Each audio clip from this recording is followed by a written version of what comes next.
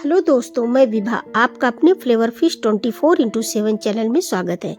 आज हम आपको जो पुआ बनाने दिखाने जा रहे हैं वो बिना मोयन के हैं। एकदम से खस्ता और बहुत आसानी से बनने वाले हैं। जब मन हो आपका बना लीजिए। ये देखिए, हम आपको पुआ तोड़ कर भी दिखा रहे हैं कितना खस्ता है। आप इसको देखकर अनुमान लगा सकते हैं कि कितना खस्ता है। एकदम से हाथ में देखिए, तोड़ने से ही पता चल रहा है कितनी आसानी से टूट रहा है। आपको हम इसको चूरा बना करके भी दिखाते हैं कैसा बारीक हुआ है। चलिए किचन में चलते हैं। बहुत ही सरल तरीके से दिखाएंगे जो आप फटाफट बनाएंगे। इसमें हम 2 कप गेहूं का आटा लेंगे। आपके पास जो भी कटोरी बाउल हो उसी के मेजरमेंट से आप बना लीजिएगा। ये हमने 2 कप गेहूं का आटा लिया है। 1 कप मैदा लिया है। आप चाहें तो मैदा को स्किप कर सकते हैं। और ये हमने आधा कप सूजी लिया है।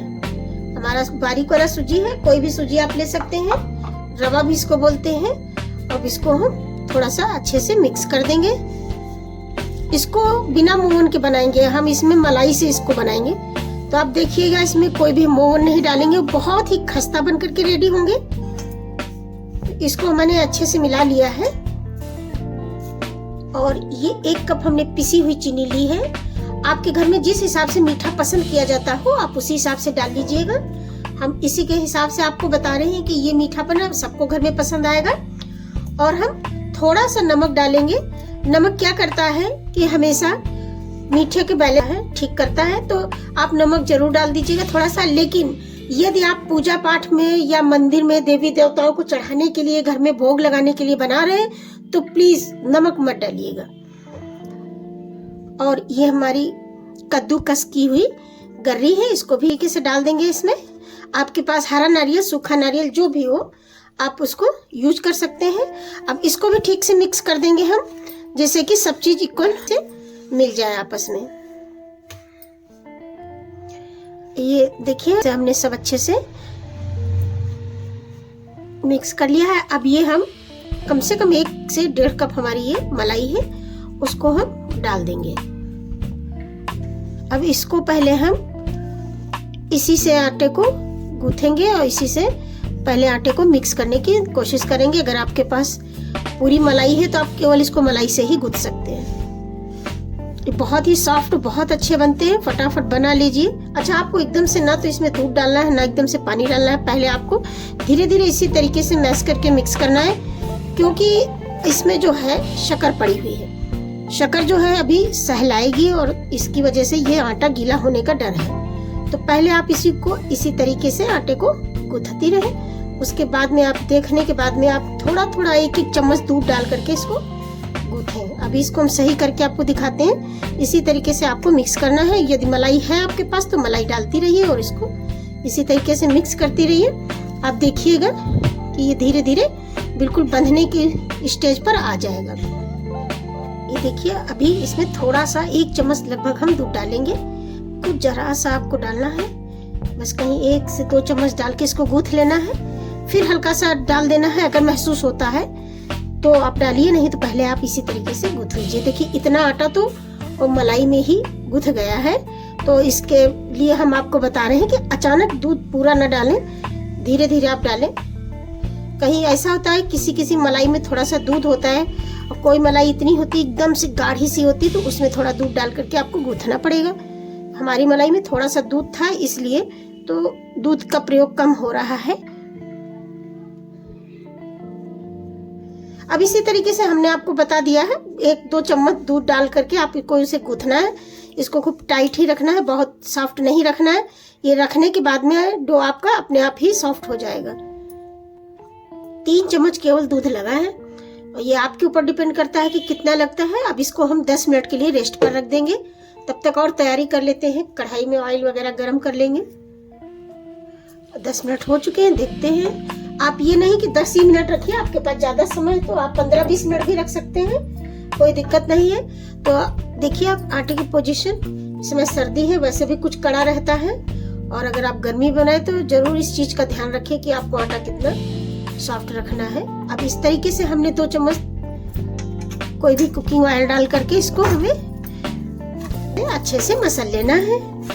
अगर आप सरसों के तेल में इनको तलते हैं, देखिए मोयन तो पड़ेगा नहीं तेल का, अगर तलते हैं सरसों के तेल में तो आप तेल को खूब अच्छी से एक बार खौला करके और उसको बंद कर दीजिए गैस को, और उसका टेम्परेचर बिल्कुल नॉर्मल हो जाने दीजिए। उसके बाद में उसमें फिर से आप उसको टेम्परेचर पुआ वाली स्टेज पर लाइए और तब बनाइए पुआ, नहीं तो आपके सब पुए जो हैं वो अंदर से उसमें सरसों के तेल की महक आएगी।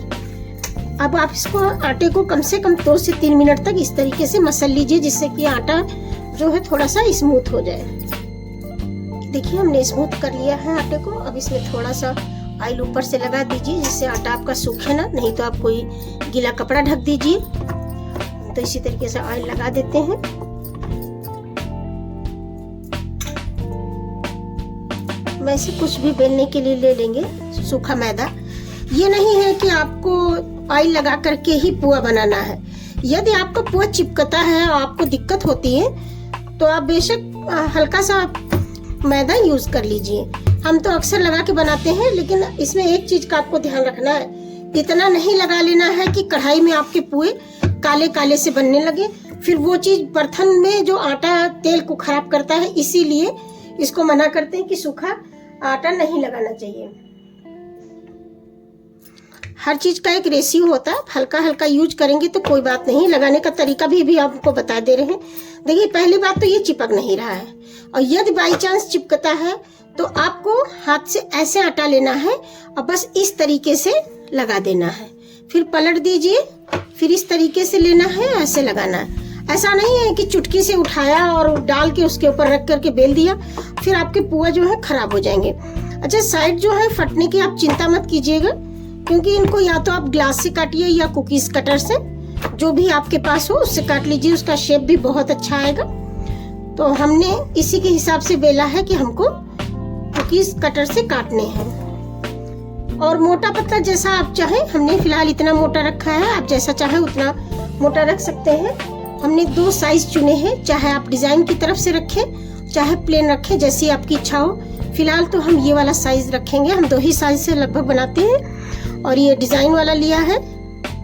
इसी तरीके से हम इनको कट करेंगे। ये हमने कट लगा लिया है। अब इसको हटा लीजिए, आपके सारे निकल आएंगे पुआ।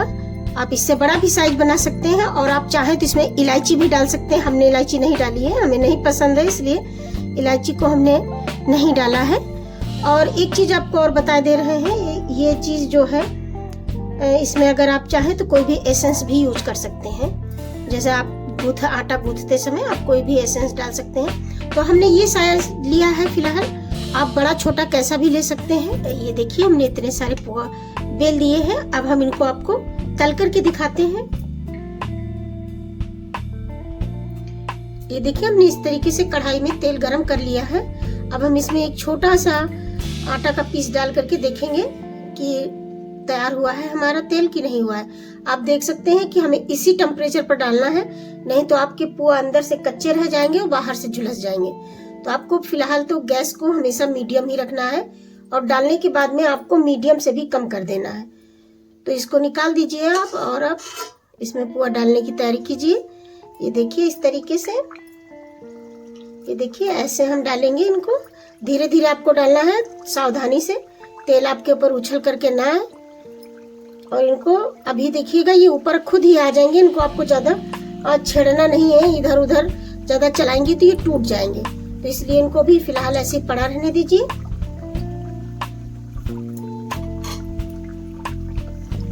अब इनको हम पलट देंगे।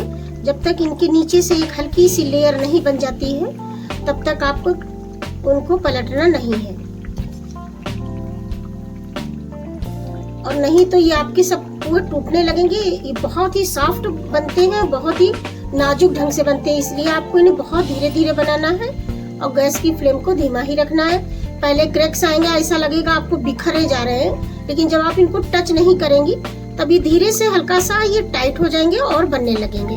अगर आप बहुत सारे पुआ एक साथ डाल देंगी तो फिर ये नहीं बनेंगे। बहुत बड़ा साइज नहीं लेना है आपको। ये बनकर हमारे पुए तैयार हो रहे हैं। इसी तरीके से हम सारे पुआ बनाएंगे। अब जैसे ये थोड़ा सा डार्क हो गया है, हम चाहते तो निकाल देते, लेकिन कोई बात नहीं है, डार्क लाइट तो लगा ही रहेगा थोड़ा बहुत। अब इसको देखिए हमने पलटाया, इसमें हल्का सा क्रैक्स आया है, लेकिन ये जब हल्के से ब्राउन हो जाएंगे तब नहीं टूटेंगे। सेकते समय आपको इस चीज का हमेशा ध्यान रखना है। गैस की फ्लेम को धीमा कर दीजिए। अब एक एक पुआ आप धीरे से अपनी प्लेट में निकाल लीजिए। ऐसा नहीं है कि वो जो हम लोग आटे के बनाते हैं एकदम आटे को गूंथ करके एकदम से बना दिए, वो चीज ये नहीं है। ये बिल्कुल खस्ता पुआ है, तो आपको इसी तरीके से धीरे धीरे बनाने हैं। नहीं तो आप सोचिए क्या बता दिया, सब बिखरे जा रहे हैं। तो हमने आपको सावधानी भी बताई है। इस तरीके से एक एक आप निकालती जाइए, ऐसे हल्के हाथों से अपने आप ही ये बहुत ही टेस्टी बनेंगे। ये हमारे सारे पोहे बनकर रेडी हो गए हैं। आप देख सकते हैं कितने ये खस्ता हैं।